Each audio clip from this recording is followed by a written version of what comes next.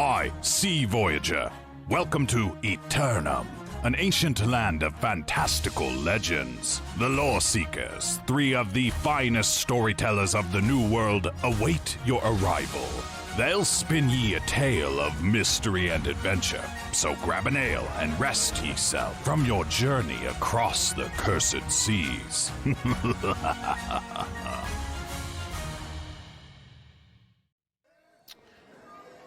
Well, you know, I was gonna come out with some like witty thing, but the last time I did that, I got tripped. Then the time after that, Cash is putting notes on the back of me, kicked me and all this. And so, quite frankly, I don't really know how I feel about it anymore. I'm feeling kind of snooty. Pirate hat. Pirate hat. You're putting pirate hats on me in YouTube videos. You're using the Centurion to make fun of me. For those of you who watched the discussion video, you know what I'm talking about. That's all because you're super nice to us when we're on the air, but when we're off the air, you literally beat us with your words. Dude, but beatings will continue until morale improves. So get the whip and bend it. That's all I'm saying. Oh, somebody said whip. We also brought that up as a potential weapon for New World. Dr. Jones! Dr. Jones. Dr. Jones! Oh, good movies. What's up, dudes? 60% of the time, it works every time. 60% of the time. That smells like pure gasoline. Yeah. I'm glad. I think we were so freaking giddy from the week. And like, it wasn't really even like a massive week of news for New World. It was just a massive week of us kicking each other in the nuts repeatedly on Discord.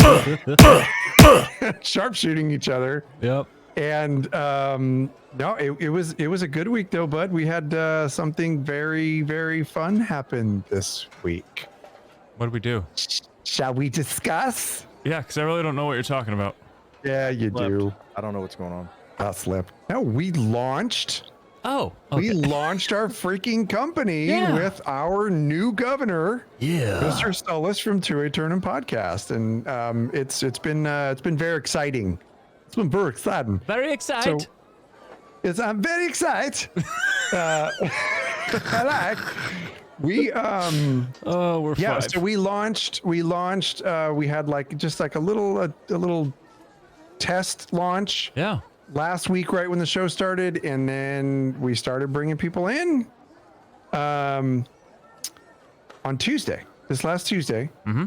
And we're already having some very lively discussions going on in Discord, the Loreseekers Company Discord, which is fantastic. We're very excited about what the future holds there. Oh, it's gonna be good. Can we give him a tease? It's good. It's very good. That's a great tease. It's good. Here's a tease. Full spoiler, it's good.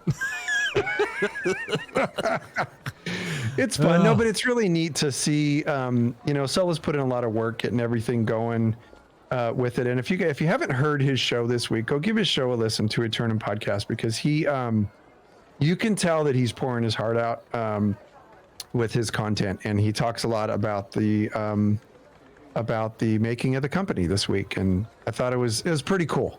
It was a pretty cool one. It kind of goes back into his own deep roots and, his leadership style and stuff like that, which, I think is freaking fantastic. So anyway, yeah, that was probably the biggest thing that went on this week. Champ, we all played a lot of Wildlands this week. We're still trying to practice our aim. Yeah, I mean, I think what was cool about it was now we're playing no HUD, just a couple of different. You're fine. Just a couple different. Where you pointed at my mouth, well, and I'm like, just pull just a little closer. Get a little closer. Bro. There you go. Hey, pull your mic closer. He's like, I'm like, no, he was telling you got a pretty mouth, son. I like them lips. I've heard that 6 times this week. I don't appreciate it. But no, we've been having a great time. Right. We've been having a great time, playing with no HUD and just an extreme mode. And we're not dying. And we're working as a team. And the big thing of it is just relying on each other. And I think it's good. Plus, getting those quick motor skills ready for those bows and muskets that you two will be using. I will not. Kapooyah. Yeah. Kapooyah. I'm excited about that. I know. I'm still kind of, it's a toss-up for me. I've yet to touch any of it. So my plan is to kill as many things and loot as many things as possible so I can try out all of the things and see what tickles my tickle parts. I had a moment I was driving home the other day, Champ, and I was thinking of you, and I thought, Champ and I holding the line. That would bring back a whole lot of pally feels right there, bro. Right. We didn't just hold the line. We decimated theirs. The line disappeared. Do you remember those times where we would be like, all right, push the back line, and they would just disappear. And then we just both meet each other in the middle and go, mage. No, off we go, dude. I love that stuff. It was a good time. 2v8s, 2v6s, and they'd run from us. Back to back works. Yes, it does. That Better to sounds die like a together. That sounds like a nice little memory. Could I be part of this whole No, thing you at some can't. point? You were Yeah, too busy off. while we were doing that, he was off picking flowers. He was picking your flowers. I was just picking flowers. picking flowers. I need you to plus. All right. I don't want to yell that. My dog might come running and like slam into my chair. For those of you that don't know, the backstory to that is that Bruce has a German Shepherd, and his German Shepherd's name is Oscon. It makes us laugh because when his German Shepherd acts up, you can hear Bruce in the background going, Oscon, plots! We laugh every time. And now he's growling because I did it too. Oh, so I was listening. Sorry, I was wanting to hear him growl. Yeah, plots means sit, right? Is that what that means? Well, no, it means it's down or Down. Down to the prone. So just down. Copy that. 13 lashings. I'll be given the lashings. Speaking of which, I like the fact that I get to have a role in the community where I'm going to be able to RP with them when they come in if they choose to, right? So those of you who join the community, we have a pretty cool little RP session thing we'd love to do for those of you who want to. And so basically, not to spoil it, you're going to have to interview with me, and then you're going to interview with one of the other counselors. Or the Sorry, ahead of time. It's going to be a good time. It's going to be a good time. Yeah, it's good. You're gonna scare him away. It's good. No. It's very good. I don't want people to also get the impression that it's just all RP. No. Very heavy PvP and PvE. There's just a light tasting. Give me a tasting. Yeah. I would It's like a just for fun. tasting. Name that movie. Hey, What? What do you want? Bimbo's in chat. I was having a conversation with someone on the other side. Welcome back. Oh, Mimbo. Bimbo. Oh, hey. Yeah. Oh, yeah. I can hear your wheels turning now. There you go. Just lock them in. Oh, There they we go. had to put a little WD-40 in there. Had to get them going. Welcome back from the hospital. We're glad you're doing better. Back from Glad the to see you in chat. hospital. Yeah, so for everyone who's listening right now, hey, we're streaming live. We do these live once a week. Typically, it's been on Thursdays at 9 p.m. EST over at twitch.tv/LoreSeekersCast. You can come for the live recording, be a part of it before all the edits and all the plotses, all the things that happen. But anyway, are you gentlemen ready? Yes. Yes, sir. All right. Well, everybody, thank you so much for tuning in. Welcome again. This is episode three of the Loreseekers podcast for New World. And we are your hosts. My name is Jibs, and I'm joined by my good buddy from SoCal, California, Cash. I am here from SoCal, California, friends. It's been a great week. Lots of hype happening. Lots of things happening. We're watching a lot more people hop onto streams. We're watching more tweets go out. We're watching more YouTube videos going out. People are starting to get frenzied about what's about to happen next week and what is coming in the ensuing week. So, friends, we are excited. We are no different. Go check out our YouTube. We're pumping videos out. We're doing some streaming over the weekends, which is kind of fun. And yeah, we are getting into the groove. Yeah, man, that hype train's leaving the station. All freaking aboard. And from northern Indiana, he's 4 hours away from me, my good friend, Champ. What's up, buddy? Fellas. Good to be back in the saddle, right? Good to be back in the saddle. Back in the saddle. Yeah.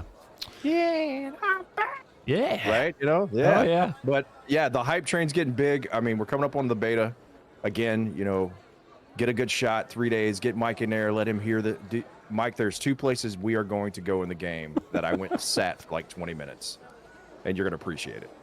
They're just areas where the nature is there, the ambiance is there. You can hear water in the background, and you can hear people chopping trees down. But there's 2 spots in the game that I can't wait for you to experience. And then we're gonna find more spots. I can't wait to go there and be shown those places. And I am going to full disclosure this whole thing right now. This actually came up today. I have been using the ambience videos that you can find on YouTube to meditate to. It is a place of peace. Like I'm seriously telling you, like, yeah, you can find those areas near streams and rivers, and you can hear the wind blowing through the trees, and every once in a while you'll hear somebody run by, and I have been using that for meditation fuel, and it is amazing. You know, there's a certain level of solemn and just like peace that carries in this game, especially when you first like hit the beach, and then when it's just like everyone lands at that one place, then everyone kind of just goes off in their own direction, right? You're making it sound like Normandy. Right? Normandy. Storm the beaches. And I'll see you on the beach. Get to the bucket. Get to the shingle. Shingle? Isn't that like a disease or something? Shingles? That's dysentery. You have died of dysentery. Cash was the first to go. Now it's you. It's World War II history. Well, you know what's nice about it too is when you come off that ship, that sunk ship, you're on the beach and everybody goes their separate ways. They're all going to do separate things, and that's the crazy part. There is so much you can do from the initial step in. Yeah. You can go figure out how to chop trees down and make tools. You can go kill some animals with your bare hands if you want to. Probably not the smartest thing in the world, but you could probably do it, right? Bobbing and weaving. But to answer one of the things that was asked about, is there just PvP centric? This game is PvP and PvE, right? So you can support the PvP players by doing PvE things, because your settlements are increased by the things you bring in, correct? And the strength and everything like that. And that's how you support if you don't want to. So there's a very vast amount of PvE content on top of the PvP. Yeah, and you don't have to do a lick of PvP if you don't want. Just stay unflagged. Yeah. Yeah, absolutely. That's it. In fact, There's plenty to do. You don't want to be bothered, particularly for the first 48 hours, or really the first 3 hours. You know what it's going to be like with PvP turned on? I'm doing it. It's going to be fun. But man, back to back. It's all I got to say. Stand back to back, boys. Yeah, I'm gonna give it a go. I think I'm gonna give it a go to flag right away and just have a good time with it. Yeah, look at you go. Going from PvE only, branching out, flagging up. I've done PvP in the past. Yeah, I know, but normally you're not proactively flagging yourself. There was a lot of screaming from behind the bushes and things. Yeah. Yeah. Where are you, Bruce?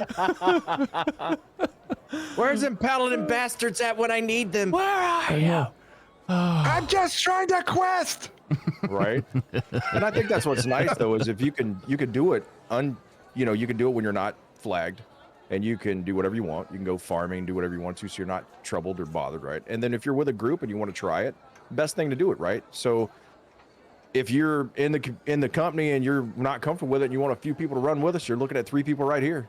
We'll flag up and run with you. Yeah, absolutely. We'll either kill it or die right there with you. So, and we're looking forward to having that interaction with the community and with the people on the server that we join, and it's gonna be a good time. What happened to Cash? Oh, Cash is DRT. What's DRT? Oh, he's dead right there. Right over there, dead on a doorknob. I swear to God, I don't even know how it happened. He dead right there. Oh, that's funny. Well, friends, thank you so much for hanging out with us today. We sure do appreciate it. If you were here at episode 2, we answered your mail. We talked New World and Steam. We talked all the news surrounding Gamescom. Answered information on the developer Q&A on Twitch, and then Cash did a lore lesson on Dismantling Eternum. Now, what's interesting, we're going to try something new today. Today on the show, we're doing a deep dive on Dismantling Eternum, the lore lesson that we did last week. We're going to try something new. So, and there's two reasons for this. One, to kind of just take our time a little bit more with the lore lesson, but also it gives Cash extra time to prepare for next week. Yes, and there's no mistake. It's just so there's no mistake here. It is absolutely not because of a lack of lore, because my lore lessons gosh, no. are stacking up. And just a real quick thing. I guess none of my things are really quick, but anyway, I'm going to tell you anyway. Can you give it I like broke 5 my minutes own or rule. less? Yes, I'll give you a minute or less. I broke my own rule. I said that I wasn't going to read any lore pages until I found them on my own. I got weak. I had a moment of weakness, and I started reading some of them, the ones that are available on newworldfans.com. And that I love that website. Those guys are killing it. They're doing very, very well with all that compilation stuff to bring all the stuff so that you can compile. It's all compiled so that you can absorb it. Once I started, I couldn't stop. There is so much to tell. There's so much lore in this game. Yes. That I think There's that a people, lot. and we're seeing a lot of it. We're seeing, I mean, we've had it said to us numerous times. I'm not going to say what they say, but I'll say this. There's lore. You have to look for it. You really have to seek it. It's not just going to be out there in your face. You got to go out there and actively look for it, find out about it, pay attention to that quest text, because I think this game is going to surprise a lot of people. Yeah, it's all there. And I'll probably physically harm the next person who tells me there's no lore in this game. I'm going to kill you. Yeah, because somebody got a little testy the other day when somebody was talking about that in a stream. I thought I was gonna have to drive the SoCal and like throw a bucket of water on this guy. I mean, he was hot. Yeah, my cheeks start to shake. You ever see that part in Tombstone? Yeah, you can tell when you're mad because your cheeks nostrils are start to shaking. flare. You get real red. Son of a... Anyway. We're good. Woosah. Oh, also, so we're gonna do a deep dive on last week's lore lesson. Then we're also talking in-game store, expeditions, and answering your mail, and of course, much, much more. But anyway, Pay to win. Sorry. Too early? Too soon? No, not at all. I mean, we know it's not, so it's whatever. So I've got a crap ton. Listen to this. Listen. Mail. It's adding up. I'm not the mail system in this game, and yet they keep bringing it to me. We keep telling everybody you're the mail system. We do. You're the... Well, gentlemen, it's working. Suck it up, Buttercup. Read the mail. Hey, you want to hear a something dad to do. joke? You want to hear a low-quality dad joke? If I say no, you're still gonna say it. I am. So UPS and FedEx, they merged. Guess what they called the company? Fed Up. All right. let me pull. Oh, dear Lord. All right. So I anyway, want to request that you just forgive him for saying really crappy jokes and being him. to please help this boy get better because he's about as dumb as a box of rocks. Mama said I'm special. Anyway, you can always call us 765. What's funny is I'm genuinely laughing. 765-382. What? Mama's wrong again. There's something wrong with her medulla oblongata. Oh. Oh man, it's so good. Oh, really? Sorry, bud. Oh, I missed the barmaid. Well, we did say there'd be NPCs who approach us in the show, so you never know. The barmaid could make their return.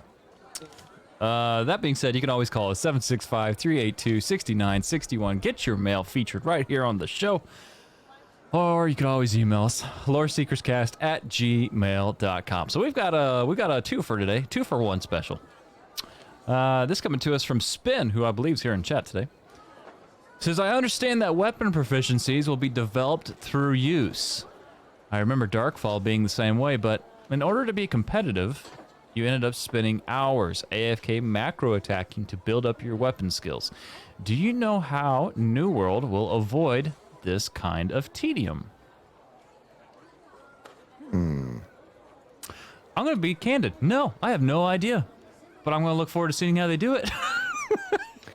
Yeah, I know once you get into, I've heard tale once you get into some of the later levels of your weapon proficiencies, it can seem a bit grindy, but you got to think like there's other games that have like other type, you know, some type of prestige system or something like that to where you hit max level and then you have this to do and then you have this to do. There's plenty to do in New World as it is, but as you're doing those things and as you're going about the sandbox, you're building those things up. And the thing that I like about the combat in this game above and beyond everything else is that the combat doesn't feel as tedious and as boring as like tab targeting combat, because let's face it, a next gen MMO, which this is, and the newer MMOs that are out there have combat that is more dynamic, more fun, a little less tab targety, where you're just standing there and hitting a button off cooldown. Whereas this one, you're shucking and jiving and moving around. So my hope, to rally back to what you're asking, Spin, my hope is that fun feel of the combat, it's a little bit slower combat, definitely more tactical combat. It's a little bit more like Dark Souls combat, if you've ever played that game and banged your head up against a wall a freaking million times. I think this is definitely more forgiving than Dark Souls combat, but that type of having to dodge, get out of the way, you might need to make space, you might need to throw a CC down. So combat lasts a little bit longer in this game. And I think because it's more dynamic and more fun like that, you're probably going to feel that grind less. I think they balanced it too. As you level, it progresses as your levels progress. You know what I'm saying? Like, unless you change your weapons at mid tier, I think you're going to be right on par where you want to be. And I'm pretty sure they put something in, because I haven't got to the later levels. I didn't get that far into it. I couldn't get past the sounds of the damn sights. That's my fault, but it is what it is. You know, if I can sit in a game and not move and just enjoy its ambiance, it's amazing. But with the weapons, from what I've seen, is people, as they're getting to their max levels, their weapon proficiencies, hard word, are right there online. At least that's how I understand it. But I didn't get past 20, so couldn't tell you. I don't even think I got up to 20. I was too engrossed in everything. Everything in the game. Yeah, I think you guys hit the nail on the head. I don't think I could add any more to that. Quite frankly, I also don't know how to answer it too. So yeah, I look forward to seeing how they deal with that.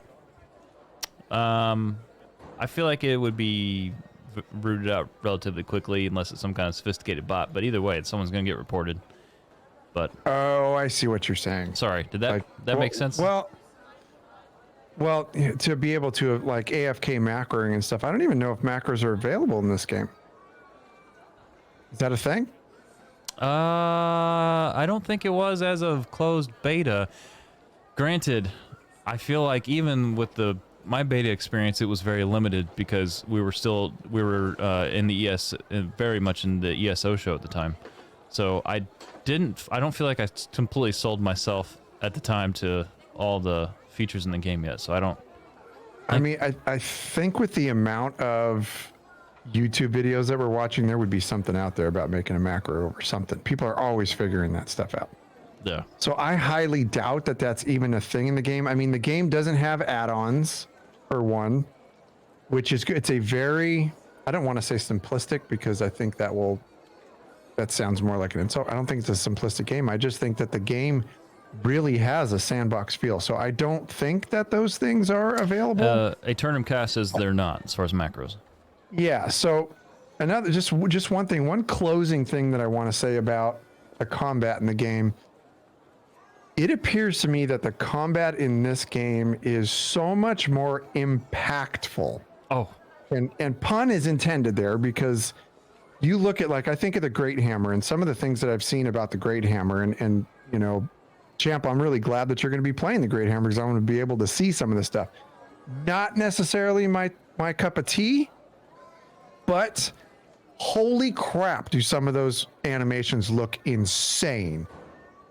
So, and that's just that example of the Great Hammer, but a lot of the feel, the impactfulness of your attacks, I think that is going to lead to a smoother leveling experience where it feels less tedious, because when you're fighting stuff, it's just going to feel more fun. Yeah, And it is. like I said, I'm coming from a place of not playing beta, so I'm watching it. It looks more fun.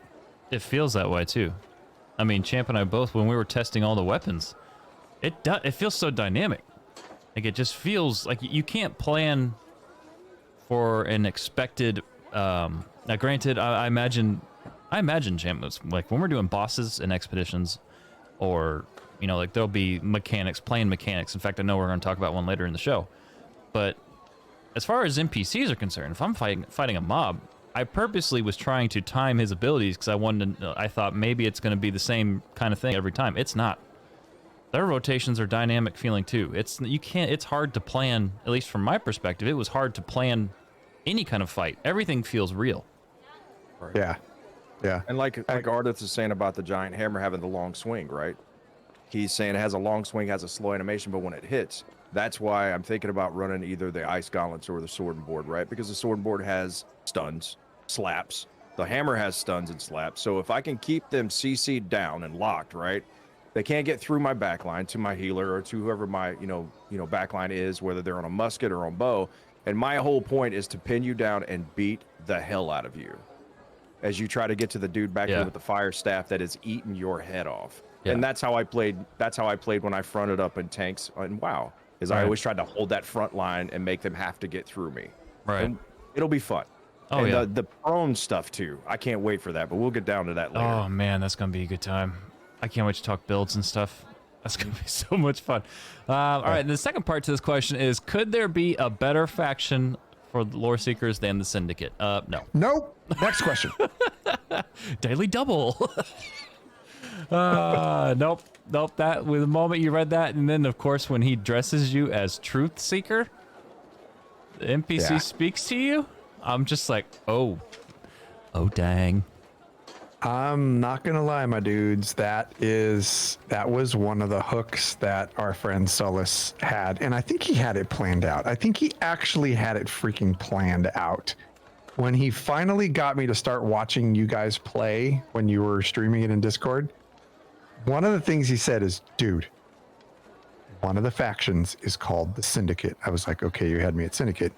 And then he says, they literally refer to you as Truth Seeker, and they are the ones that go out and find the secret hidden stories of Eternum. Like, that's their whole job. And I was just like, oh, dear God. Here we go. And then it was followed by, Cash, watch this. I know. And I'm like, all right, you had me at Syndicate. Son of a bee. Let's do this. It was funny when you watched a video and shared it, and we were all seeing it, and we were just kind of nodding at you. Yeah, it's a good video. I saw it last week. Mm-hmm. Have you guys seen this? It's the best thing ever. You're so excited too, dude. I mean, like, you're hype, bro. Dude, this video is the bomb. We've been watching this for 84 years. 84 years. Have you seen this video from the Lazy Peon? It's about New World. It came out about a year ago. Yeah, Discuss. We saw it a year ago. Right. You're such an idiot. Oh, that's good. Well, hey, you can always email us again, loreseekerscast@gmail.com. And of course, call us 765-382-6961. Oh, yeah. Eternum's news has arrived. All right. Well, we are 1 week out. 1 week and, some change, a few days, until that open beta hits, which is going to be glorious. Are we streaming that? Is someone here going to be streaming that? I'm working. I'm working during the day. I'll be gaming at night. Yes? Question mark? It's gonna happen. Don't worry. Yeah. Okay. All right. So, yeah, you could always watch us stream it at some point. We know that's happening. We'll figure out a schedule or something. Yeah, I mean, if you figure people are interested in the game, then the least that we can do is hop in there and do some streaming so they can, see that Cash's struggle as a brand new player is real. It was 57 minutes later, and he's still making his character. No, I'm telling you, I am going to streamline this process. I already have the name. The name is done. That is 75% of my battle with character creation is the stupid name, and it's done. It is. I'm not saying mine until after it's created, because I know someone they'll take it if I say it just to do it. Oh, Yeah, you don't say it. No, you don't say those things. We're not even saying what server we're on yet. But No. not until we're on it. Yeah. So anyway, friends, we got some news here. New World's dungeons offer a chance to go deeper on combat. This coming to us from PCGamesN.com. It says, quote, when Amazon Games' MMORPG New World launches next month, it'll bring Expeditions, the game's own take on instance dungeons full of baddies to best and special loot to nab. Like New World's game mode, they'll also throw a more structured sequence of combat and gameplay at players that offers something very different to what's found in its overworld of Eternum. There will be 6 expeditions to dive into when the MMO launches, and by blending challenge, story content, and the game's classless character progression, they'll, quote, offer a chance to go deeper on both the combat and gameplay experience. So head of world experience Mike, I believe it's Willett, said, quote, our desire was to tell different stories about Eternum, whether it was about a group of researchers going missing in a local ancient dig site or the angry earth and their origins. Alongside that, we wanted to add some pace breakers to the experience. I promise I can read. Different types of challenges and puzzles that are tied to the spaces and make the overall experience richer, end quote. Have you seen some of the puzzles? No, not at all, actually.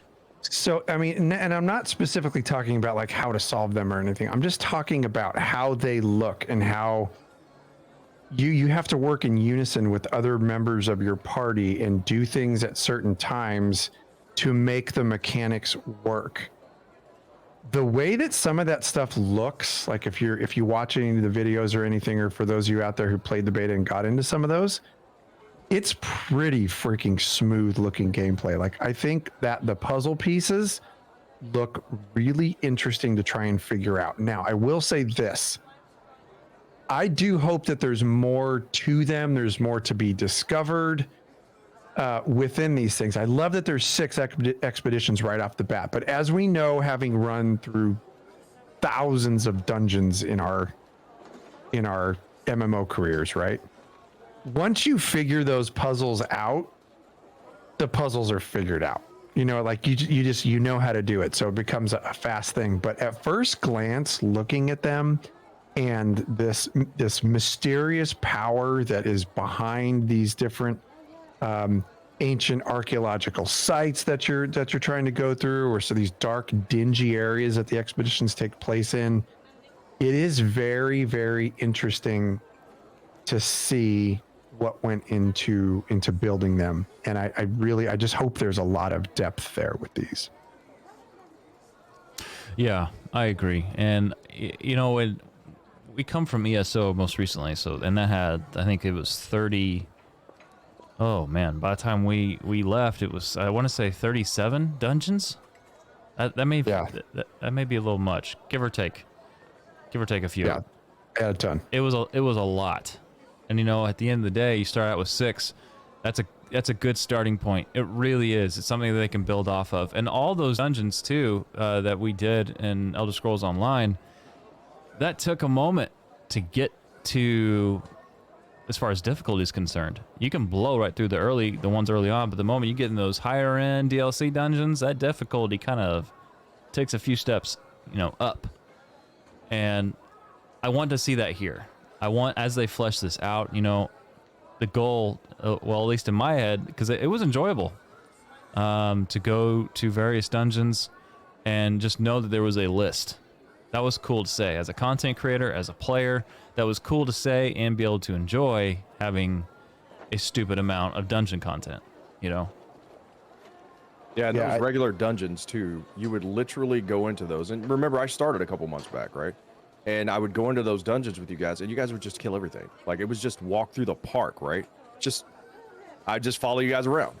And then we got to the heavier ones, the DLC dungeons or the higher content, the higher difficulties. Yeah. And then it started to bite a little bit. And just as I started to get geared up, we started to do that. And I'm hoping that this game will do that. And I think they will, because here's the thing. The roadmap's set. I hate to say it, but Blizzard is showing every game industry what they should do right now by listening to their player base when they give a beta test out and those players tell you to do it, because they lost a majority of their player base, and now they're giving them everything they said they couldn't give them. All the things that they said they couldn't do, it's impossible. Now they're showing that they can do it. That's setting a bar, showing that your content players, the people who pay the subscription or buy the game and come to play the game, if you listen to them, they're telling you what they want, and they're the ones who are playing. Kind of a novel concept. But when you get rid of your community management and you don't interact with the community like they did back in Lich King days, right? You lose that.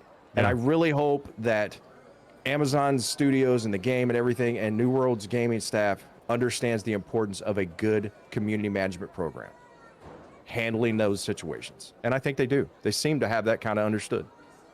Yeah, I mean, they're starting it off right, you know, pushing back the release a month later. I mean, you only get that release one time. You only ever get that one time. So nailing that was important. So that alone, just from the feedback they got, I'm glad they did what they did, you know. Pushing it back a month like that. And looking as far as story's concerned in this game, you know, there's dungeons. I tell you what, you know, when you go, whatever MMO you're playing, whatever game you're playing, you appreciate it when it has good story. You appreciate it when it has layered content within that piece of content. So I look forward to seeing what they do with stories here. Art director Charles Bradbury stepped in here and said, quote, expeditions also give us a chance to focus in visually on a particular theme or mix of themes and create memorable moments that will stand out for players. Some are more branching, while others are more about specific challenges. Our combat gives us a lot of interesting opportunities in how we lay out space, how to guide the player's eye, and give them opportunities to interact with the space, enemies, and each other in interesting ways.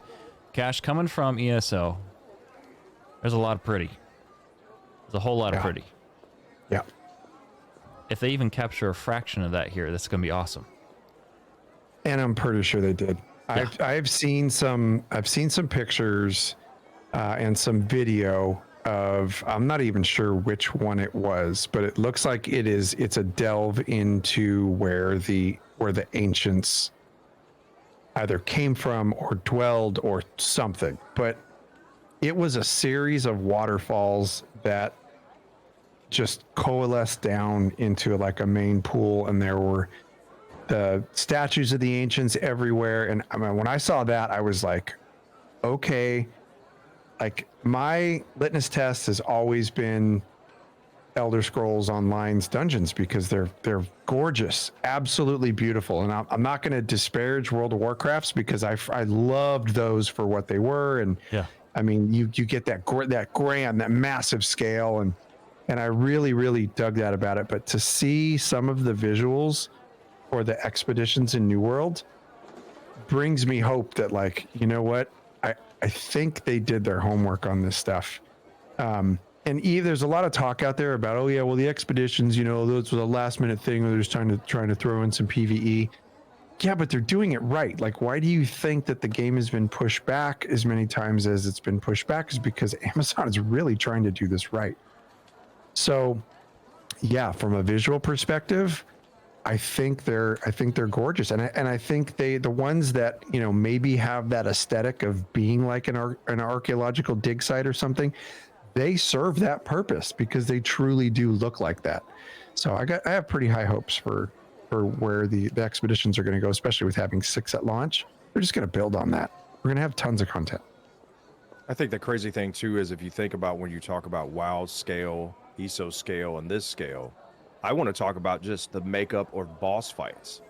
There are some enemies you should go up against, like Annabella or Isabella, right? Isabella, Yep. yeah. Isabella, she should have an army of her minions that you have to fight through to get you, right? She should have something like that. But if you have a big animalistic beast, I don't think they should have ads. I think the fight should be seriously hard. You know what I'm saying? But it would eat the ads. You know what I'm saying? Make it kind of lore centric. You know, give it those feels where if you are supposed to have an army of demons to fight, then there should be a demon at the end of the dungeon, right? Yeah. If you're going to fight an army of Romans, there should be a Roman centurion at the end of it that's been taken over, and he should be the one you're fighting, right? The guy in charge. And I think if they build on that as well with RP, you know, kind of setting to it, it just makes the story more depthful, right? Or has more depthful. I made that up. I'm from North Carolina. I can make up words all day. That was a good one. Would you, did you? You did I mean, good, that's a man. good I mean, one. that's an A++. Did you? But I think if it's building the fights around where it makes sense, so it makes sense, right? Yeah. And not just throwing a bunch of ads at you just to slow you down. Get to the point. Make it mean something. If I'm fighting a pack, I want to know why I'm fighting that pack and what their problem is or what they're doing there, or why they're there, right? Talk smack to me. I love that too. Yeah. I love it when enemies talk to you when you're fighting them and they yell at you and make fun of you because you're standing there looking at them, you know? Oh. That stuff's kind of fun. Absolutely. Yeah, I hope they lean into and they're not afraid to give difficult, I mean very difficult boss fights, difficult mini boss pulls, you know? Like really lean into that difficulty. And this could be the ESO talking in me or not. You know, the champion point system in me from ESO would basically, you know, you just kept getting stronger and stronger and stronger, right? But like after a while, like you would do fights and you would want to feel challenged. You would want to feel like this. I want this fight to be more difficult. I want that challenge as a player, and I want the same thing here. I want that challenge, and so I really, really hope that they lean into difficulty, kind of bringing back that old school MMO mentality, you know, from years and years ago. I think of early, you know, Lich King. You know, you were talking Lich King earlier. Lich King dungeons, all that stuff, dude. I mean, the raid, dude. So, yeah. Comment from Nosy Dan. Hey, Nosy Dan, welcome to the chat. It says, Cutlass Keys has a boss that I tried soloing, was 6 levels above it. That boss beat me bloody. There you go. See, I love that, and I want to circle back around because Champ, you said something that piqued my interest a bit. You said that if you have some big badass boss that doesn't necessarily need to have a bunch of minions, then you shouldn't have a bunch of minions. You should just be able to go to that boss and fight that boss. Now I'm going to add to that and say, how interesting would it be to have that big badass boss at the end waiting for you? That is going to be a challenge in itself. But in order to get there, you're not battling waves of ads just standing around. There's a series of traps and puzzles that will kill you if you don't get it right to get to that boss. How interesting would that be as a dungeon mechanic compared to what traditionally we're used to doing, which is battling through waves of mobs? So instead of killing things, you are using your brain to get through traps to get to the boss. Yes. I mean, again, somebody has to try it. Why not New World, right? Because again, you don't know if it's fun till you try it, right? Until you put it in practice. I would love to test that. I would love to play that because to me, we're looking for something different. We've been in an MMO genre forever. Yeah. And it's really hard to find something new. It's really hard to get excited about it because let's be realistic, some of the stuff's the same. But with New World, they took sounds to a different level. Sounds are what sets the stage for me. I can listen to any music. I don't know any words to any songs, but I love music of all genres, right? But I don't have to hear the words. I like the music. And I feel like New World might be on something by if I give you ear candy, everything else just looks better. It feels better, right? And so when you feel like that, plus you tie it into our world by bringing in Romans, conquistadors, Vikings, you know, there's so many different ways we can go with this. To bring all that in and give me top-notch sound, all you have to do is maintain that tempo and we're golden. We're killing. Yeah. Yes, all of that. And real quick, Spin, I will deal with you later. Silly. Champ says Champ likes both kinds of music, country and western. I thought we were friends. Oh, that's good. So kind of going off of that, everything you just said there, and actually Spin brought up a good comment in chat. He said, I'd like to see more than one path to the boss. Well, New World is taking more than one path as far as combat's concerned for us in these expeditions. Head of World Experience Mike Willett continued, quote, the classless combat system gives players tons of options for creating builds tailored to their style of play. Want to be a paladin? Ooh, Champ. Or a standard knight? Or how about a ranger? Cash. All possible. No, I want alpaca. Oh my gosh. What? You really got to get that phlegm out of the back of your throat every time you say that. I want an alpaca. Sorry. I get this man his medicine, War please. 5. Oh, anyway, all possible with different combinations of attributes, armor, weapons, gems, perks, weapon masteries, and consumables available. Regarding the boss fights, will it continue? When it comes to bosses, we have goals for the play experience. How difficult should it be for players at the recommended level? What is the time to kill? What is the ideal build for playing against enemies of a particular family? That's interesting. Remember that point. Mm-hmm. We consider the player's preparation loop and the maximum amount of utility they would have at that recommended target. When we look at bosses, we think about the potential tools the player has and what would be a fun interaction or moment. What happens when the boss changes its attack patterns and how the player will learn from it? For example, the Lazarus instrumentality. There it is. Here's your words. I tried real hard. Expedition's first boss, Scylla, has a stacking mechanic that players need to learn where she starts doing a ton more damage. Learning when to disable that stack and when to heal and attack is crucial to success.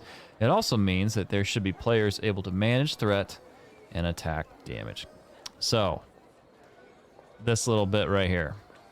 I like this. In other words, what I got from this when I read it was that they're really considering all of the weapons, all of the game styles, and trying to really break that up and make a unique fight. One part that stood out to me is what is the ideal build for playing against enemies of a particular family? So that tells me, first glance, hey, if you're, for instance, running LI, a Lazarus instrumentality, you're going to go do this, you're going to probably want someone that has X, Y, or Z, right? Yeah, or can switch to that quickly. Yep. I agree. And I mean, I guess that in a lot of ways that it's similar to other, certain fights in other dungeons and other games. But I love the fact that they've built that in to this one, ideal builds, and having to figure that out. Nobody's going to tell you that stuff. You're going to have to figure it out, and you can figure it out on your own, or you can watch mechanics or watch a YouTube video to figure out how to do it, because eventually that information will be there. There will be guides for killing every one of these enemies. Yeah. How effing boring is that?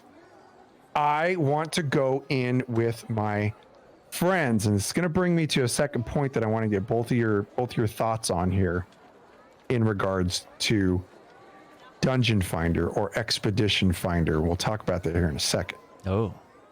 But looking through some of this stuff, looking at these bosses, we think about the potential tools the player has and what would be a fun interaction or moment. Now, I don't know how much fun it's going to be getting your guts stomped in by these things until you get it figured out. To me, that is half of the fun of going through these, is getting stuff figured out.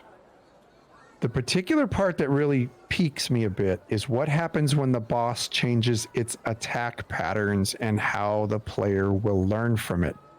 Now, do you guys think they're talking about some type of a procedural generation change when they're in there, like they can switch up their tactics, or is that something that's kind of scripted for a fight? If you do this, then they do that.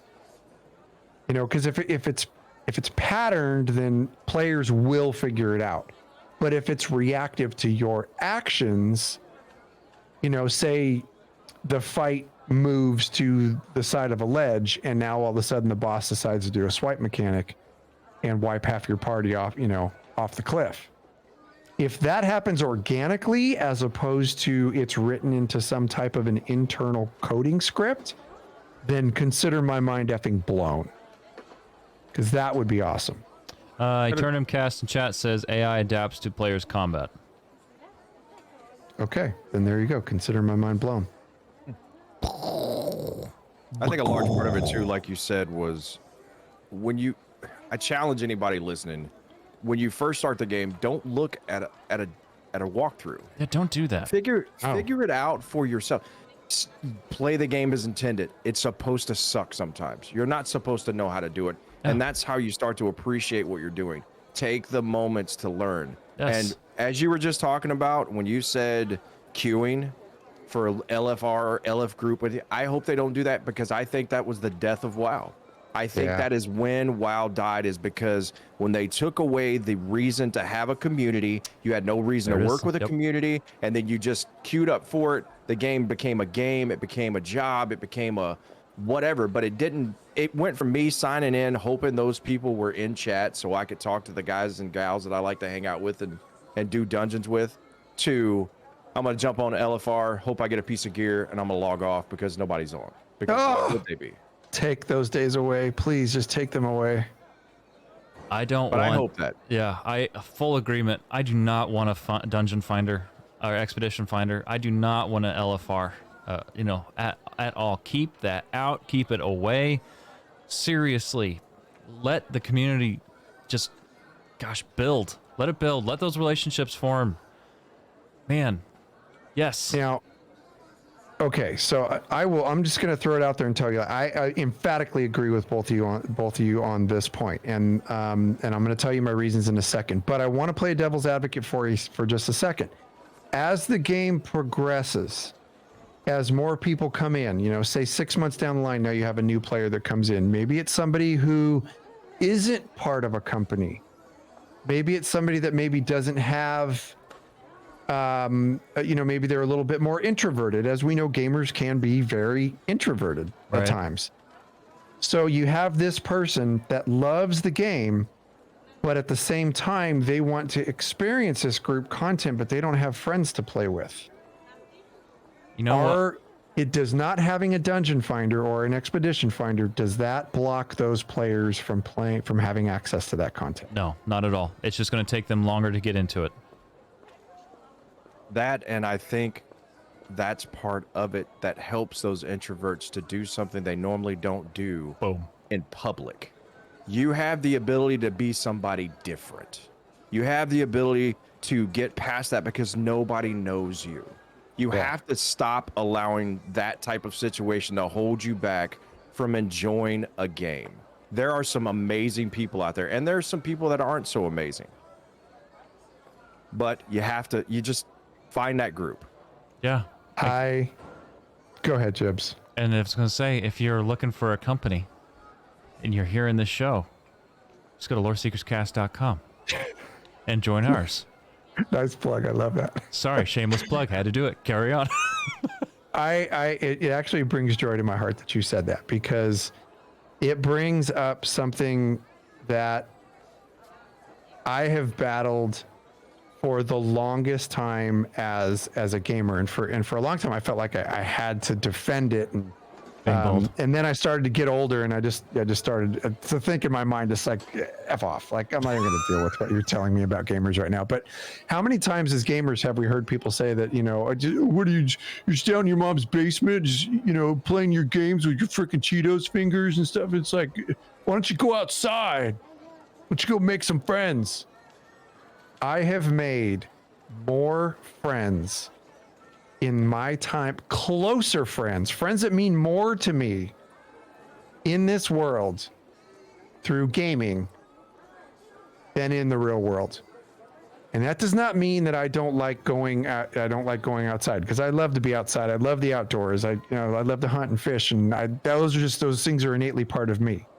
But I have never had closer friends than in real life than I have made through gaming. That's how we all met.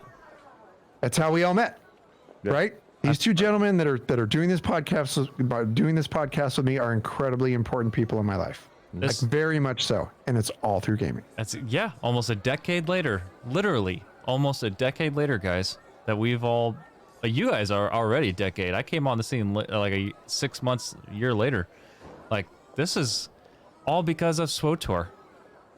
Like that's literally what spawned not only all of our podcasting desires, of PvP stuff, that we were doing, friendships, and those friendships formed into other friendships. I mean, Pip here in chat and all the other people. I mean, just, Yeah. even Katie in chat, she says my life would be missing so much without you all. And it's like, yeah, that's how we feel about you guys. Yes. And my point is, I want to close the point here real quick, but just by saying that is exactly what Champ was just talking about. Gaming can pull somebody out of that hole. If you're an introvert, if you're not somebody that likes to group with people, it can kind of be a double-edged sword, because if you get the right group, if you maybe put in chat, hey, I'm looking to run this, I'm looking to run that, and you get a good group, that could change somebody's their day, their gaming experience, their life. And I'm not trying to sound like a cheesy dad, because I know that stuff is so effing true. You truly can. Yeah. And that is why I love the fact that there is no dungeon finder in this game, Yeah.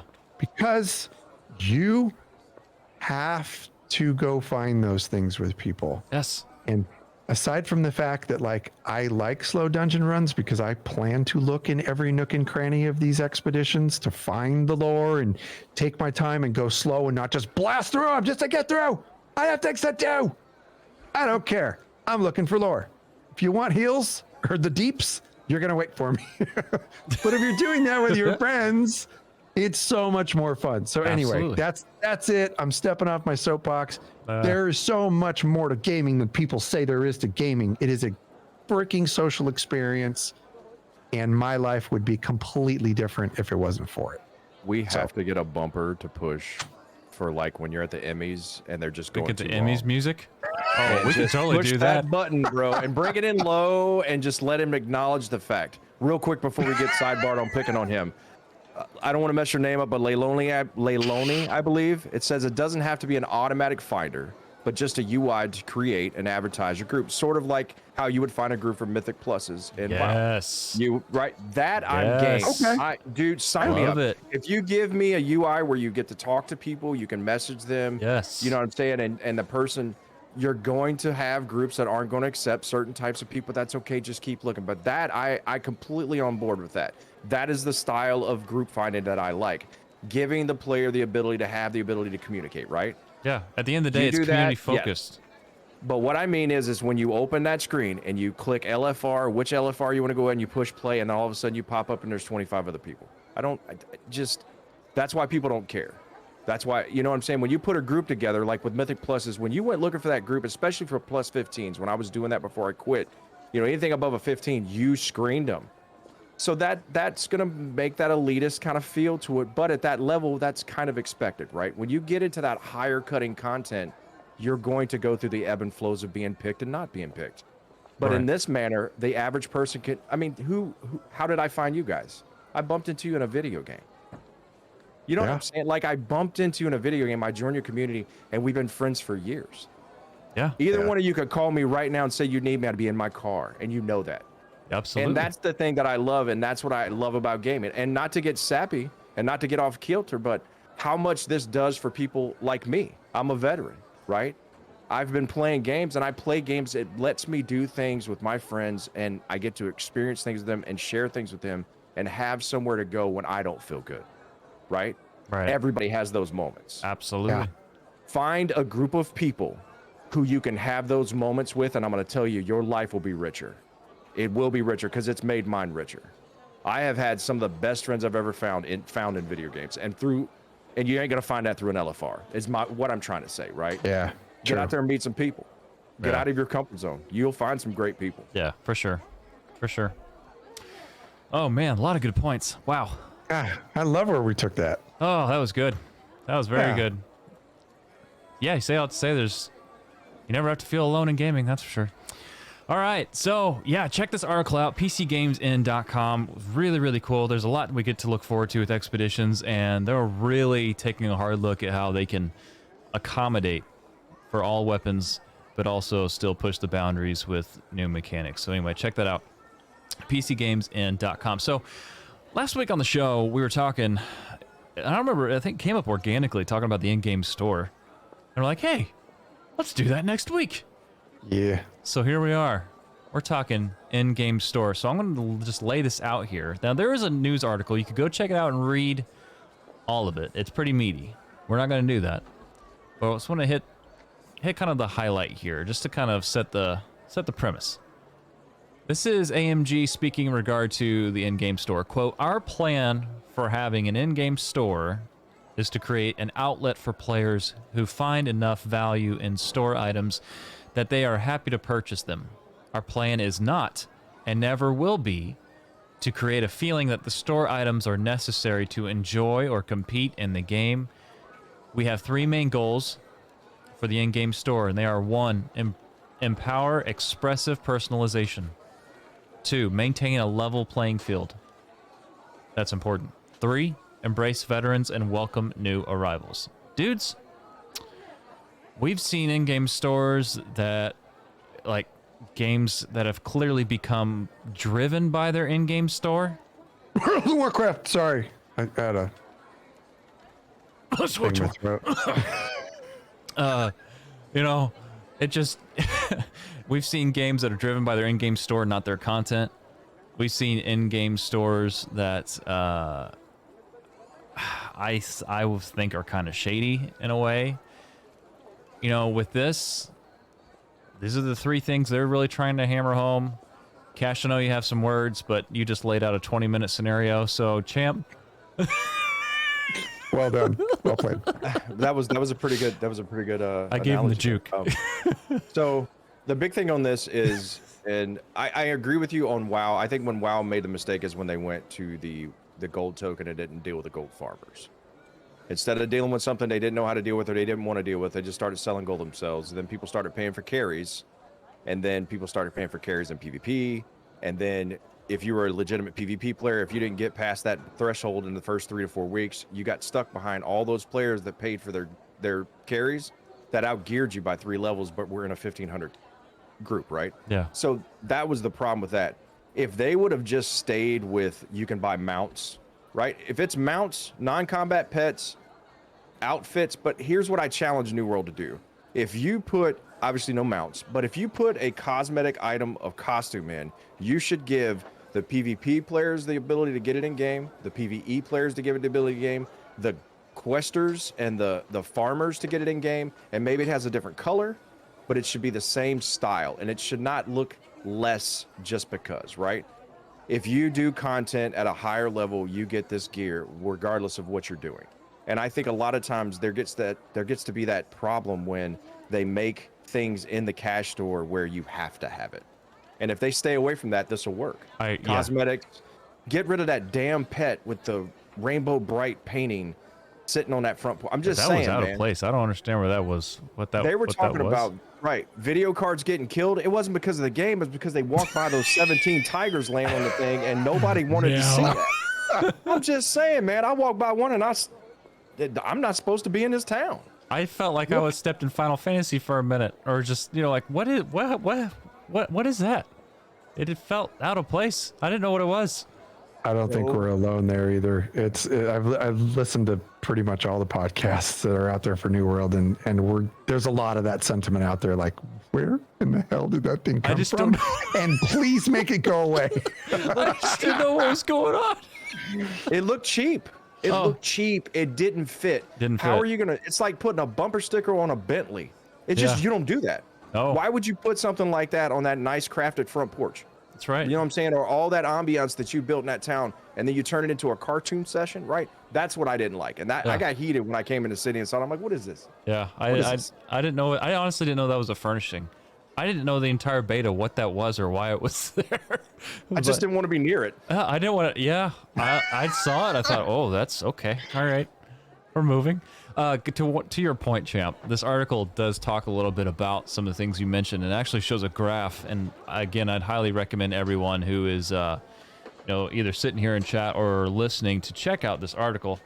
But also, it discusses, it shows an in-game diagram of the gear that you can earn in-game, and then something that would be offered in store. And there's actually a quote here, quote, "Our goal is not to make the cosmetics offered in store better, but different than existing gear.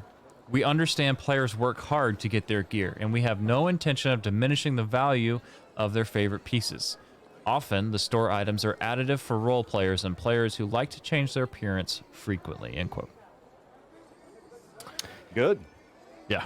Little fun fact here regarding the 3090s from Master Coniff in chat. He says EVGA released a statement about it that it was due to some soldering on a batch of 3090s and not necessarily to the Tiger. So good. That's straight from EVGA. Just because he's trying to fanboy up with New World and get some brownie points, they're not going to send you a skin in the mail for saying that. No, but that's good to know though, because they were getting blamed for that, and I would have blamed it on the Tiger. Speaking of which, somebody sitting in this 3 group has a 3070 Ti coming to his house. Oh yeah, I man. know. What a bunch of crap. Wow. I want to make my card break so I get a new one. Dang, man. Someone went all out today. I went all out. The wife goes, look, we don't do anything little here. Go big or go home. Oh, I love that woman. Yeah. That's glorious. Yeah. That's fantastic. Oh, Go on. I know you got one. Go on. Am I allowed? I mean, at this point, Don't even ask. I don't know. Do I still have a seat? Did you put a tack on my seat for this show? I should. Should put like a little whoopee cushion too. I will keep this to 30 minutes or less. 30 minutes? Oh, I meant seconds. Oh, you didn't. Okay. I will keep. You can time me. I will keep this to 30 seconds. Ready? I hate that I'm being timed. It's so terrible. Okay, ready? Go. I do not like pay to win. I don't mind spending money in a cash shop. 10 I seconds. don't agree with there being things in the cash shop that gives players a boost, i.e. experience boosts. 20 seconds. Okay. That's never going to happen. 30 seconds is never going to happen. I should have just given up before I started. Don't do no dies. If you do dies, that's fine. Just make sure that the crafters can still craft it. Don't take away from any of the crafters, and don't do things to give people boosts that other people can't get. Done. I'm never doing that again. Just don't say you're going to get time, because just do you. Boo, do you. I feel like my quality as a presenter is not done any justice if I'm limited to time. Your quality is slow. I ain't no quality. I just ramble. Okay, let me flesh it out just a little go ahead. I'm bit. sorry. I had my fun. Go on. Just a little Lay it bit. out there. Okay, so I'm right along the same lines of where Champ is on this, and I'm pretty sure Jibs and we see eye to eye on this stuff too, but appearance changes are fine. Cosmetic items are fine. Furniture is fine. I don't mind any of that stuff. Dyes are fine. Where the rubber meets the road for me is how people get so pissed off about them saying rested XP boost. And the reason being is because I do not see that as pay to win in any freaking way. Here's why. You have the players who have umpteen hours that they can play in the week. They play as much as they possibly can, 4 or 5 hours a day. Okay. Then you have the mom or the dad who's raising kids, maybe working full time, maybe one of those, moms or dads is homeschooling their kids. They're freaking busy. They have like an hour to play every other day. How does that person getting an XP boost, how does that compete with the person who can play every single day? Why is the person that can play every single day pissed off because that mom or dad who can only play for an hour every other day gets a little bit more rested XP? See what I'm saying? I see what you're saying. I got you. And I think that's what rested XP was supposed to be, right? For those people who couldn't play, it stacked up, but they capped it. Again, why cap it? Why did they cap it? Why not let it build? If you have 2 weeks of rested and you can only play for 2 hours a day, who gives a shit? You're going to be able to catch up at least with your friends a little bit. But for the people that play every day, you're not getting any rested XP because you're not resting. Yeah. So to me, for people to just say that kind of stuff is pay to win, it's like, dude, get freaking over yourselves and quit just trying to complain about something to complain about. Just let it go. That one's not that big of a deal to me.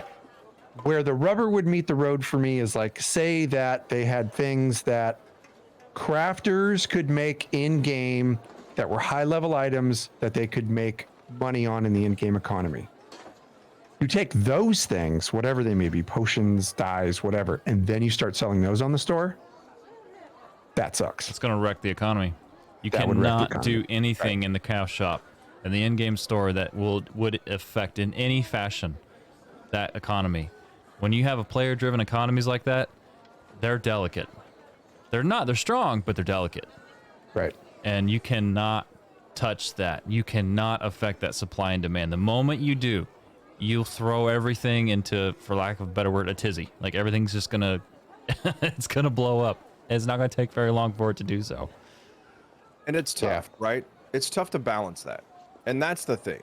And it's having a game company who's willing to take chances to see if they can find that perfect remedy, right? Yeah. Because it's there.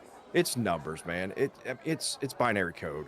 It's there. There's a way to make the game competitive and still give you content. But I mean, real talk, if you get to max level in the first 2 days, bro, I'm sorry. I have no love for you when you complain, because I don't really think the game was made for that. You know what I mean? They know people are going to do it, but what are you supposed to do? Yeah. Develop a game for 8 years and hope you got enough stuff in the pipe to catch up and keep up and then keep developing? Right. I think I really hope that the public and the people who are playing give the game the chance it deserves and allow it to grow into the games it's going to compete with. And I think surpass based off of the level that they are right now. There's no story. You didn't look for it. Right? Yeah. Oh, dude, I'm I love telling that. you. There's no story. You didn't look for it. Oh, okay. So they didn't just force feed it to you. So that's why there's no story. There's story. There's depth of story. Yep. Things hidden in this game that if you don't stop and look at it, like the face mask, for instance. Who knew that was a scripture written in Latin? Nobody. Till we figured it out. Right. Yeah. Right? I mean, Right. and that's the thing is I love the fact, and I hope that they can come up with a concept to where we can have our cake and eat it too. The lore seekers have the lore to seek, the PvPers got people to beat the hell out of, and the PvEers can go beat on dummies, right? I mean, whatever, right? Yeah. But I hope that they can find that good balance, because if they do, it's gonna be a great game, man. Yeah. It's gonna be a long haul. Yeah. My biggest thing when it comes to the crown store. Wow. My biggest thing. I feel like I've said that for so many years, for so long. That's all I think of anyway. Anytime I do an in-game store. Anyway, what I'm trying to say is the in-game store. What I do not want to see, what I hope they do not ever implement, if something that is available in-game for you, already there, that you just have to go earn or go get, whatever it is, do not put it in the crown. Do not put it in the in-game store. Keep those things separate. Make it to where there's no shortcuts regarding getting said achievement or said, items, whatever you're looking for. Keep those things separated. So that way players not only have to get out and earn it, but it also still means something to those players who do earn those things. That's the biggest takeaway, I think, in MMOs recently, is separating the players who've put in that time, who've put in that grind for that achievement, elevating them because they've earned it, whatever it is. Don't shortchange that by putting it into the in-game store. Keep those things separate. That's my. You got to keep them separated. Separated. Thank you, sir. I mean, I agree. It's just funny to watch when a game is getting closer to being launched. All the things that people just start complaining and whining and speculating about and stuff. It's like, you guys just take some deep breaths. It's all gonna be okay. Yeah, and you know what? That's the one thing too. Like, I look forward to, if there's bumps in the road, I look forward to experiencing the design and the community feedback on things that they put in the game. Like, I look forward to that. I look forward to this road of this game launch, like day one is launch. From there, forward, as the game progresses, as it ages, as they add things to it. We were talking in Discord the other night, to get off topic, but I hope they don't do add-ons in this game. I hope they don't do meters in this game. Keep it all out. So if you look at their UI earlier, when you said you said simple, but you were like, but I don't mean simple like it sucks. It is simple and it doesn't suck. It has everything that I needed to look for. People are like, what does hemp look like? Where do you find it at? Anybody that plays in MMO, the first thing you should do is go into your damn windows, right? Whatever you can open up, your map. Look at the legend for the map. Look for tabs on it. There's a bunch of information right there in that UI that's there for you to use to find the things you're looking for. And it's there. Right. Yeah. And it's a nice, simple, simplistic, not meaning not complex, right? But simplistic meaning it's very easy to understand the information that they're presenting to you quickly. And you can grow off of that with the way the inventory is and everything. I just like the way it's set up. I feel like they took some D&D element out of it, the way the gear set is, the way the numbers are, right? I love that element of it. That's just fun for me. Yeah. But I just kind of like the simplicity of it. Yeah. Yes. Yeah, it's I've heard a lot about the hemp thing, and it kind of became like kind of comical to see, like, there's so many people that I couldn't find hemp, and it's like, well, what does a hemp look like? And yeah, it's in your UI. You can see it in your UI. It looks like freaking pot, okay? And if you can't find it, then look for where the smoke plumes are coming up out of the side of the mountain. That's where the hemp is. Cheech? So, hey man, you ain't there. Hey man, you ain't no chick. Pretty sure. Just look for the empty bags of Funyuns on the ground. I'm pretty sure you'll find where the hemp's at. Oh, it's so good. Cheers. Mic drop. First gear, So second good. gear, third gear. Love Cheech, dude. Oh man, it was on TV the other day. Oh, anyway. Well, friends, that was fun. All right, so we're gonna do something brand new. Oh wait, we gotta do the bumper. Are you ready to deep dive this thing? No, I am ready to introduce a very certain project from a very certain special person. Though. Oh yeah, thank you so much for doing that. Okay, so our bard, official bard of the show, Master Coniff. I don't know if you're still here in chat tonight, but wrote us a song, and we're gonna play it right here on the show. So we'll be right back. So this is Master Coniff, and I don't think this has a name. That's just called New World. Amazing shanty. Amazing shanty. All right, cool. Yeah. Let's take a listen. We'll be right back.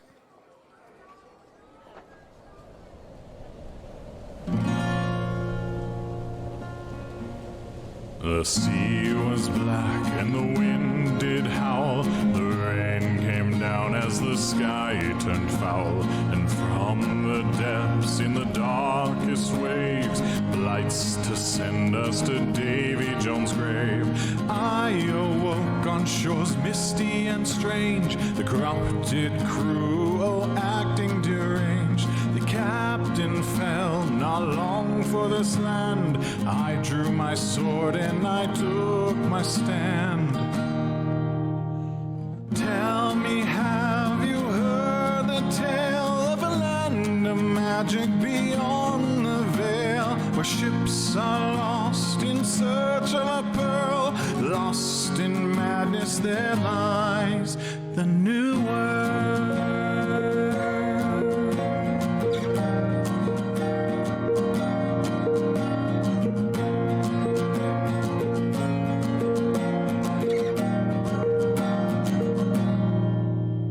The land, they say, is called Eternum, lost in time, neither heaven nor hell.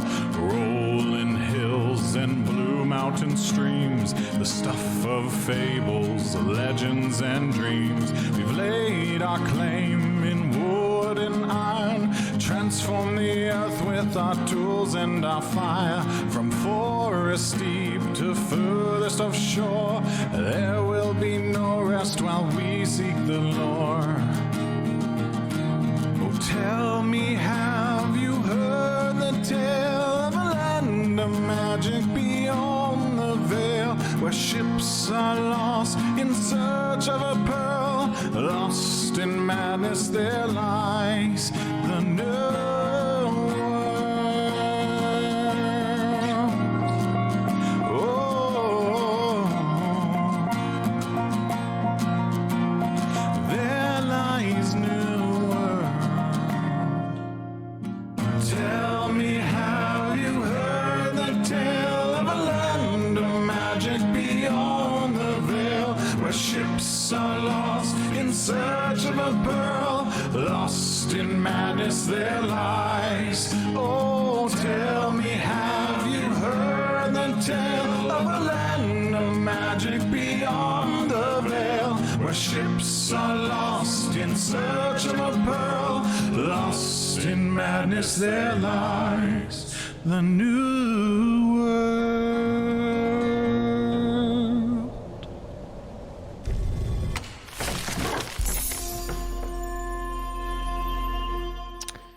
Wow. Yeah. How do you follow that up? You don't? Wrap it up, boys. It's time to go. I can't. I got nothing but it. You don't? With some lackluster lore. Oh, this lore ain't lackluster. This is good, but I'm just saying, Coniff, bro, dude, it has been a pleasure to get to know you. You are a one-of-a-kind dude, man. That is extremely good. Thank you so much for the hard work you do for us. I've been, yeah, I have been waiting to hear that song until we did it live. Mm-hmm. Dude, dude, you did good. Thank you. That was. I listened to it like 10 times already. So. It's been 84 years. It's been 84 years. I didn't listen to it either. It's good. Sorry. Yeah, and Coniff, Coniff is a good buddy of ours, friends, and he's absolutely an amazing talent. You can hear his voice at the very beginning of our show. And then obviously with that sea shanty that he wrote us one for our Elder Scroll show that was toss a coin to Loreseekers, and it was in the style of the Witcher shanty from their bard, or the Witcher's bard song. So like, yeah, he's absolutely the Loreseekers official bard, and we love your stuff, and thank you, man. Thanks for providing that for us, and I hope somebody hears that and absolutely falls in love with it and contacts us and says, who is that guy? Yeah, That's what I hope to hear. Yep. Oh, absolutely. He's also on Fiverr as well. He has his whole thing on Fiverr. I believe it's Wizards for Gamers on Twitter. Look in Twitch. That way we can make sure and get you the props you need to. But anyway, if you want to employ his services, he actually does our intro, and he did our teaser, and he's a good friend of ours, and we love him dearly. Super talented. Yeah, for sure. Oh, well, shall we deep dive, friends? shall we dance? I'm sorry, WIS4WIZ is the Twitter handle, he says. Okay. Wanted to lay that out there. Go ahead. Perfect. So like Jibs was saying, we are going to try something a little bit different this week. Last week's lore lesson, if you haven't seen it, it is obviously on the show recording. It is also on Twitch, and it's also on YouTube. You can either watch the entire show or you can just watch the lore lesson as well. But last week it was entitled, our lore lesson number 2 was entitled Dismantling Eternum. That's the wrong one, bud. I know, I'm getting it. Don't worry about it. Carry on. Thank you. That is a little sneak preview to next week's lore lesson. I got it. We're good. Yeah, this one is called Dismantling Eternum. And the reason that we're calling that is because before we really started diving into like the lore of the game, we really started taking a close look at some of the wallpapers and screenshots that were released for the game, and we started finding some very interesting things in regards to where we're going, why we're going there, who is there now, who was there before us, and that's kind of what we want to dive into a little bit tonight.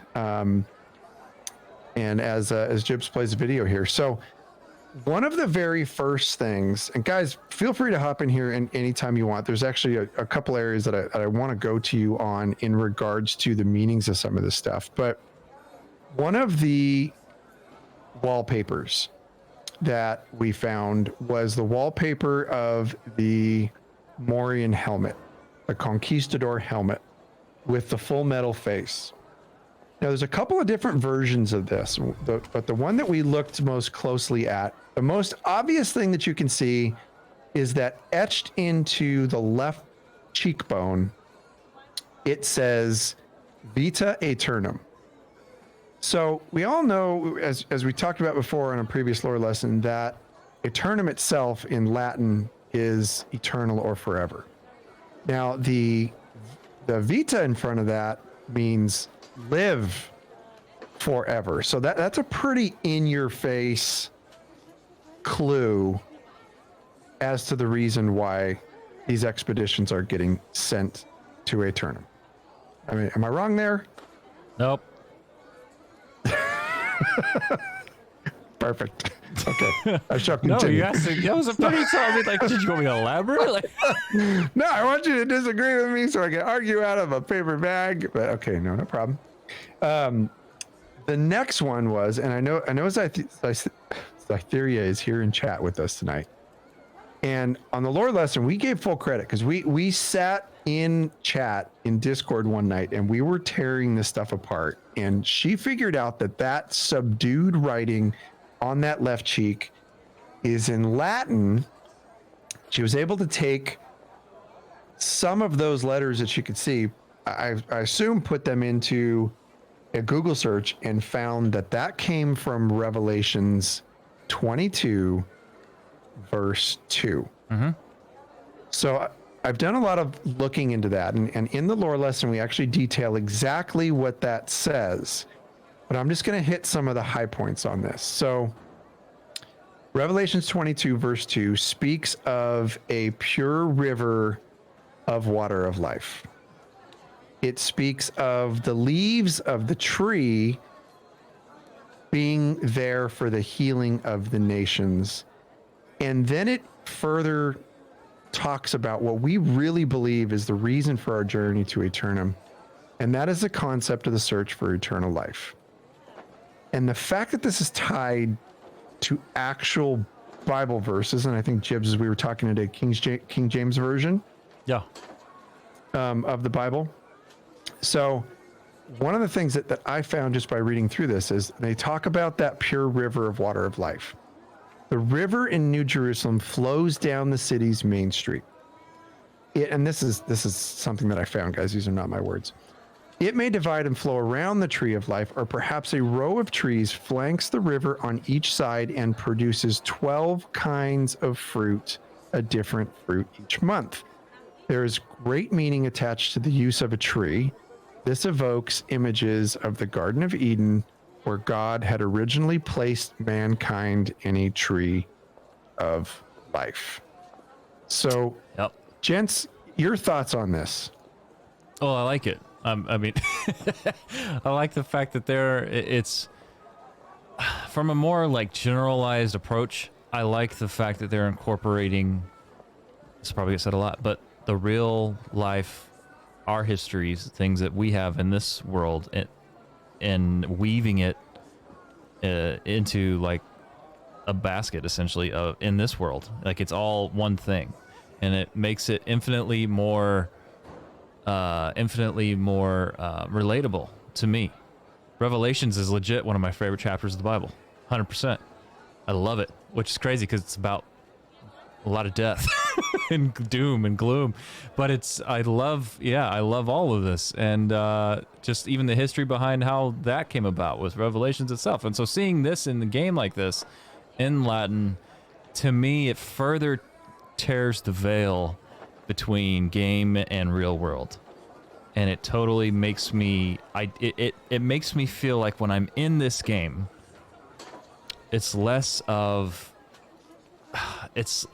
not less of an experience, but it's less of a stretch for me to, like, if I'm in here and I'm just enjoying the world, feeling at peace, like I almost feel like I'm in the real world because of how these things relate to each other. Does that make sense?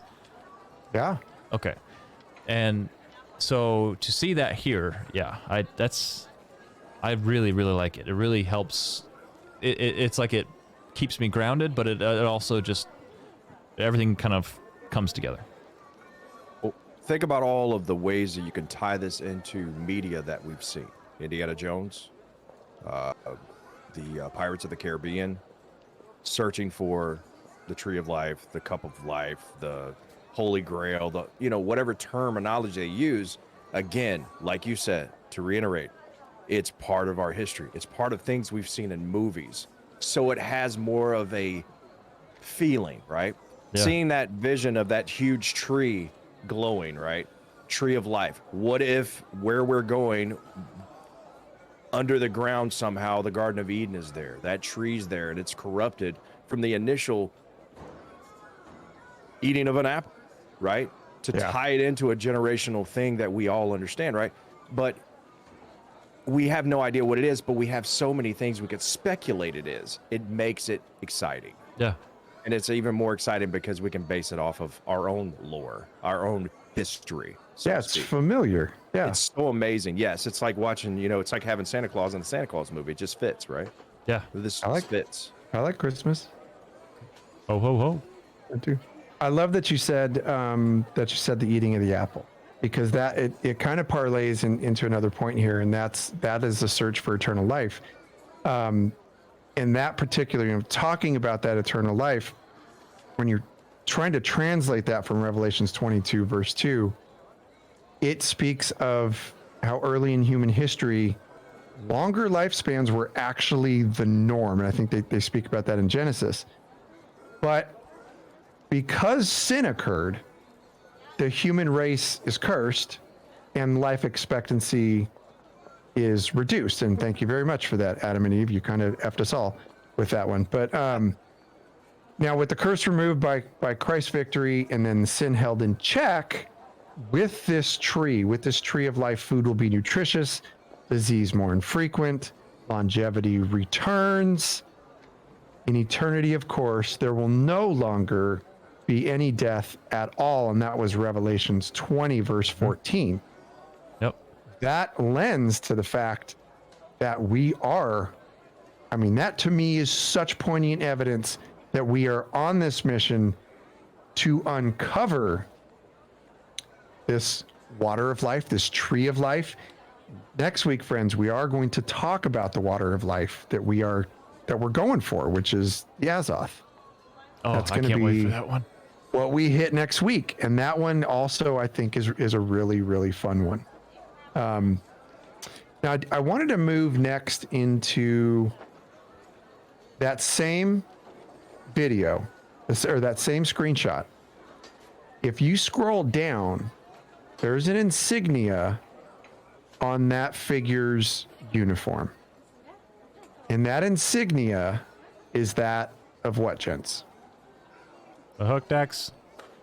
Nope. No, the Templars. The Templars. The Yes. cross.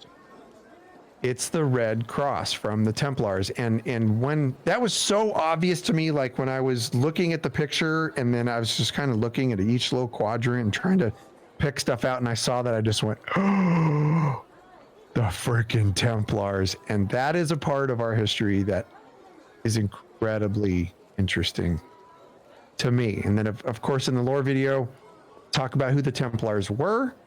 Templars came and started in about in the 1100s, and they were basically warrior monks that started off their entire saga by guarding the followers of God and Jesus through the deserts where they were being attacked and killed, but they would basically escort them through to Jerusalem.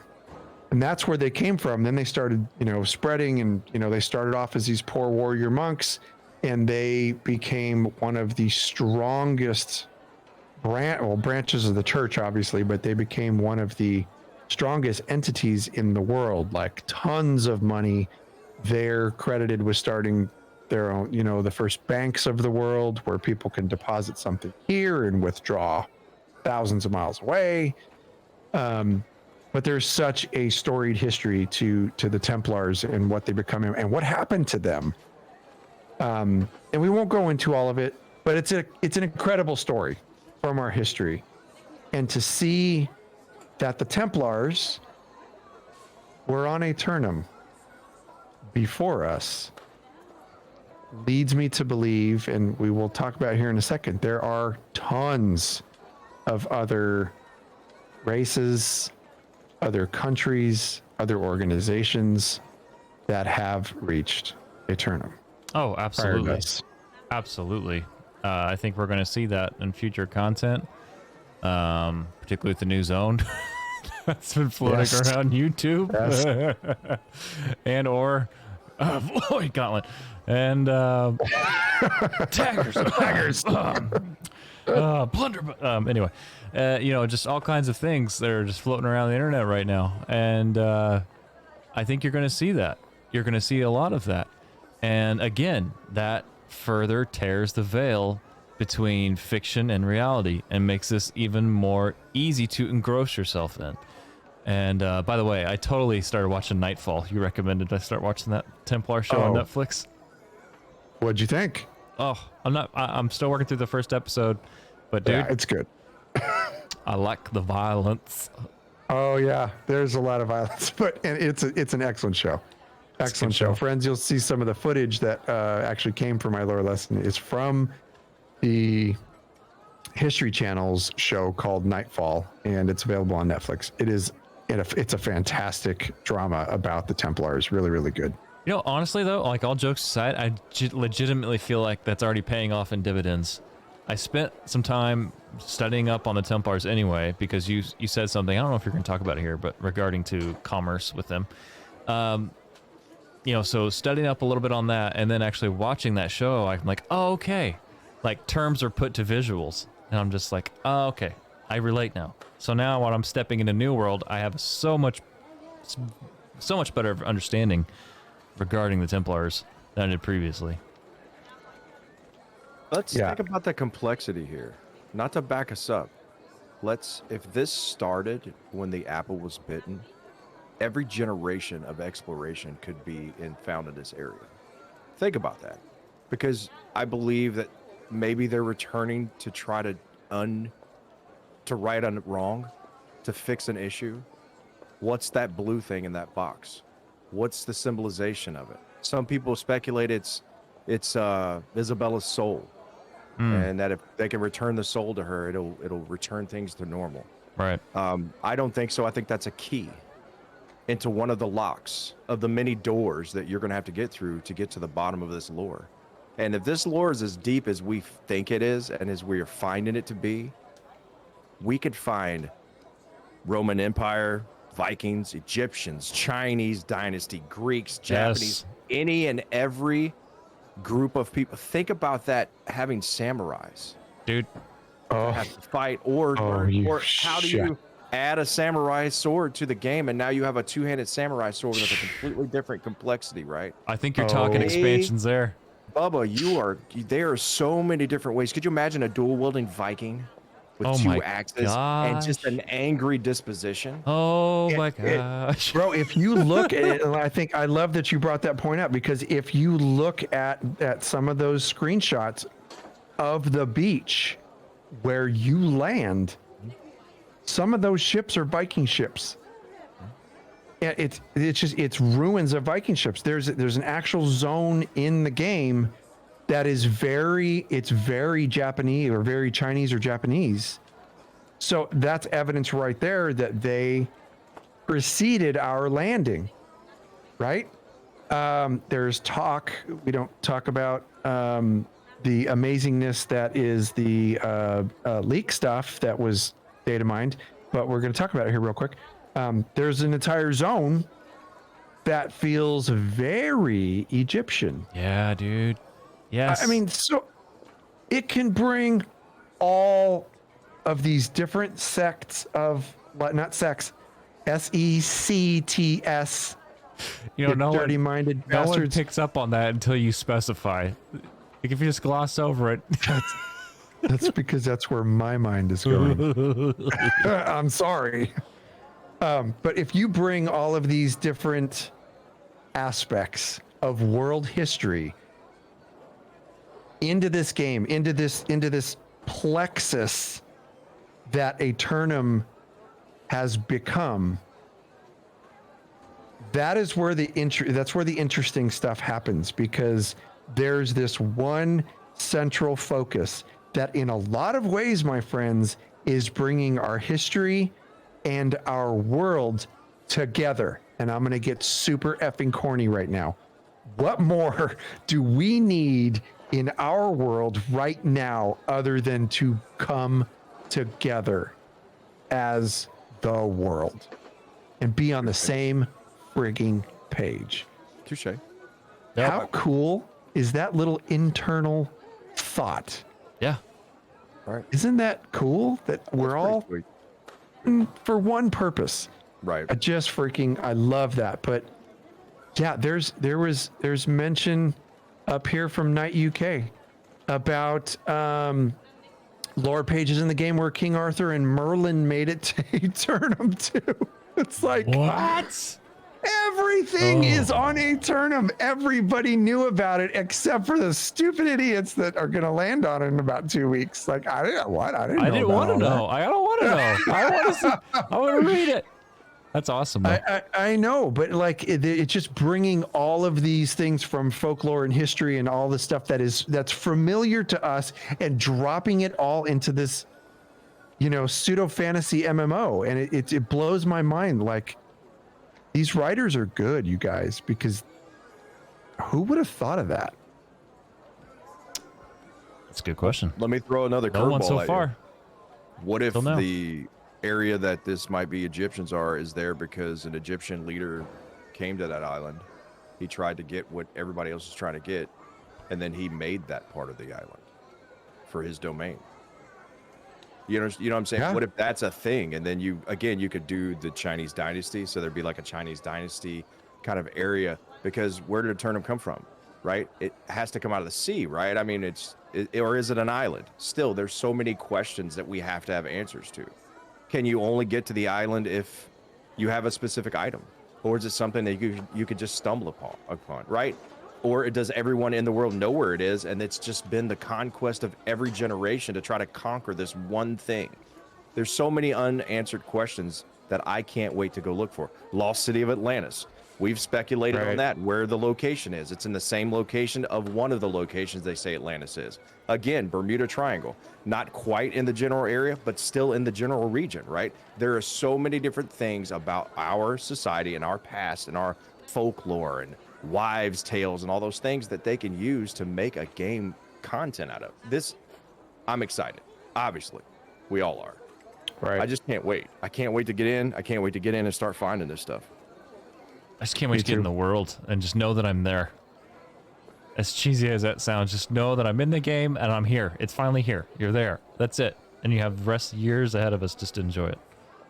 Gents, in preparing these lore lessons, I have had some of the most fun in gaming that I've ever had, diving into some of these lore pages, learning about the world. And I know that when I make these lore lessons, you guys normally just try and stay out of it so you have a fresh perspective of it. I love that we get to break this down together. This is awesome. I'm really enjoying this.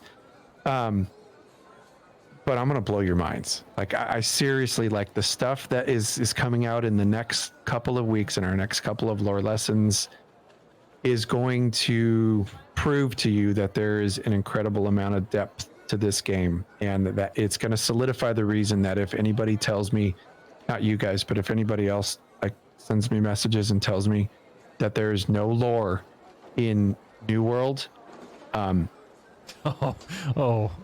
gonna throat punch you. Oh, you're just not looking With hard a running enough. start. With a running start. There's so much. There's so much here. One of the last things that I covered, friends, was a hooked X. I'm gonna save that for you. I want you guys to go and watch that lore lesson. Take a look at it. There's a little snippet playing right now if you're watching live. That is one of the most interesting little tidbits that is connected to the Knights Templar that I think is worth your look, or at least a Google search, or at least watching the lore lesson video that we put out, because it's pretty freaking cool. Could be completely coincidental. It could be that our lore team for New World put that in there on purpose to see what you do with it. So go check out the story of the Hooked X, watch the lore lesson, and then you can kind of further deep dive on that if you want. But I think we're gonna end this review of the lore lesson there. I think that's a kind of a good little cliffhanger for folks. But I really did appreciate you guys talking to me about this stuff and Yeah. diving into my nerdy brain. That was fun. Right. And it's nice because we take what you've already said and we take the things that we've seen. And I've watched the video several times this week preparing. And so I don't touch your lore lessons, even though I can, because I see them. But I don't mess with them because I don't want to know until. Same thing with Coniff's song. I didn't listen to it until today when it was played on the show. I wanted to hear it live and just hear. Same thing with your lore lessons. I do the same. And I've always been a fan, dude. And for those of you who don't know, the amount of work that he puts into those is ridiculous. And he really, really does put an extra foot. So just a kind of a shout out to my fellow co-host here. He does a really good job at those lore lessons. And there's a lot of work involved. And not only is there work involved, he puts a lot of heart into it too. And so just know when you're getting a lore lesson from Cash, you're getting something that's worth listening to. Thanks, bud. I appreciate that. Facts are facts. Agreed. Oh, well, gentlemen, this was episode 3. And we were wrapping it up. Folks, we hope you enjoyed this show. If you did, be sure and tell your friends about us. But also, we want to know how we're doing. So leave us a review, however you're tuning in, whether it's our iPhone or Spotify, whatever it is. If you can leave us a review, leave us one. Tell us how we're doing. For every 5-star review that we get on iTunes, a written 5-star review, we'll show you some love with a shout out by reading it right here on the show. And we got a couple here today. First one is from Krusty Cornholio. I'm the great Cornholio, need tippy for bungle. Tippy for bungle. Sorry, I had to. Says lots of new world podcasts popping up, some good, some little rough around the edges. Moving from the ESO show, Loreseekers remain a high-quality production delivering organized and worthwhile content from a dedicated team who've been on the MMO scene for years. Worth your time. Wow. Thank you. That was really cool. That's Thank a you very cool one. much. And then Kylette, I don't know if she's still here in chat. I hope so. Says, all I've got to say is that the Loreseekers have done it again. They got me hooked. Their enthusiasm for New World is contagious. Just listening to their descriptions of the audio in the game was enough to interest me in a game I had no intention of ever trying. I would highly recommend catching their live stream on Twitch so you can enjoy the chat as well as their live podcast. They have surrounded themselves with awesome people and created a welcoming community. I'm looking forward to seeing where this goes and hope to hear a lot more about the lore of New World. Kylette, I see you. Thank you. That's awesome. Yeah. Kylette, thank you so much. And you guys, I got to say, I have never seen anybody be a stronger supporter of streamers and as much as Kylette is, and she is in my daughter's stream every single time she streams, and it is awesome. so much appreciated. Kylette, thank you very much. You're just such a sweetheart, and we're blessed to have you with us. Thank you. Absolutely. Well, you can call us at 765-382-6961. Please keep your message to a 1 minute or less. You can email us at loreseekerscast@gmail.com. And you can find our podcast, written lore lessons, and articles at loreseekercast.com. You can follow us on all of the social media platforms that we are on. Jibs is on Twitter at JibsIRL. Champ is at Champ2504. Myself, I'm at Loreseeker Cash. Cash is with a K. And most importantly, follow the show on Twitter at LoreseekersCast, on Instagram at LoreseekersCast. And you can follow us right here on Twitch, twitch.tv/LoreseekersCast.